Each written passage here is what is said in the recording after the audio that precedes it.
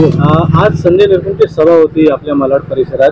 तिथे देखील काही आपल्याच महिलांनी राडा घातला होता आणि निदर्शन सुद्धा केला होता. नेमकं कारण काय?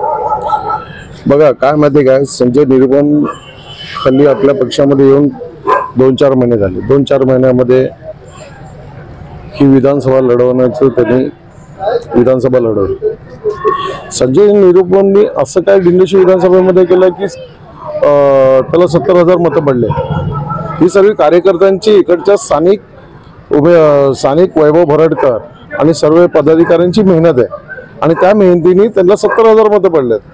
ते 70,000 मतं पडून सुद्धा आमचे विभाग प्रमुख वैभव भरडकर यांच्यावरती त्यांचे काहीतरी चिल्लर लोक, त्यांचे काही अंधेरीवरून आणले काही इकडचे लोक आहेत, ते चिल्लर लोक एवढे वाचतायत की आमच्या विभाग प्रमुखावरती गद्दारचा स्टॅम्प लावतात. गद्दार आहे गद्दार आहे. ते सामान्य कार्यकर्ता तो पेटून उठणारच इकडचा. ते आम्ही हे माहिती पण नाही, आम्हाला आत्ता माहिती आम्हाला पडते की असं जे घटना घडली आहे. जर आम्हाला सर्व पदाधिकाऱ्यांना माहिती असतं तर का हाल झाले असते त्यांचे. आज तुम्ही लोक बाहेरून येऊन आमच्या इथे निवडणूक लढवता तुमचे काही लोक चिल्लर पिल्लर येऊन आमच्या विभाग प्रमुखावरती बोलणार, हे आम्ही सहन नाही करणार.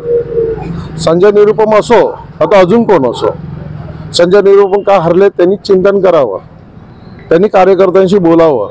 हे असे दादागिरीचे काही लोक येणार आणि गद्दार म्हणून फेसबुकवरती टाकणार. त्यांच्यात खरोखर एवढी हिंमत असेल ना, त्यांच्या कार्यकर्त्यांमध्ये समोरासमोर येऊन बोलावं आम्हाला की बाबा तुम्ही चुकला, तुम्ही काय केलं, काम केलं का. BN नगरवरून का 70,000 मतं पडलेलं का त्याला. दिंडोशी विधानसभेमधून 70,000 मतं पडलेत. ते 70,000 मताची सर्व इकडच्या शिंदे साहेबांची मेहनत, युतीचे सर्व पदाधिकाऱ्यांची मेहनत.